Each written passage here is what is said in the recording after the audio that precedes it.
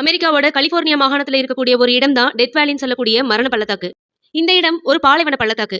இந்த பள்ளத்தாக்குல ஒரு அமானுஷ்யமான விஷயம் நடந்துட்டு இருக்கும். இங்க இருக்கக்கூடிய பாறைகள் எல்லாமே தானாவே அசைஞ்சு போறத முதல் முறையா 1948வது வருஷம் கண்டுபிடிச்சிருக்காங்க. அந்த நாட்கள்ல அங்க இருந்த மக்களுக்கு இது ஒரு பீதிய கிளப்புச்சு. ஏன்னா சாதாரணமா எந்த கல்லுமே தானா நகராது. ஆனா இந்த பாலைவனத்துல சாதாரண கற்கள் மட்டும் இல்லாம 300 கிலோ எடையுள்ள கற்கள் கூட ஒரு இடத்துல இருந்து இன்னொரு இடத்துக்கு நகர்ந்து போயிருக்கு. ஆரம்ப காலகட்டங்கள்ல இந்த கற்களை இங்க உள்ள பேய்கள் நகர்த்தி கொண்டு போயிருக்கும்னு எல்லாருமே நம்பினாங்க. ஆனா அதுக்கப்புறம் அமெரிக்க விஞ்ஞானிகள் சிலர் இந்த பள்ளத்தாக்குல ஆராய்ச்சி நடத்தினாங்க. இந்த ஆராய்ச்சியில அவங்க கொண்டு போன சில கற்களை அந்த இடத்துல வச்சு ஜிபிஎஸ் மூலமா அந்த கல் எல்லாத்தையுமே ட்ராக் பண்ணாங்க. அவங்க ட்ராக் பண்ணதுல அந்த கற்கள் உண்மையாவே இடமிட்டு இடம் நகர்ந்து போறதையும் உறுதி செய்றாங்க. இந்த மாதிரி கற்கள் நகர்ந்து போறது அங்க வெயில் காலத்துல நடக்கிறது இல்ல.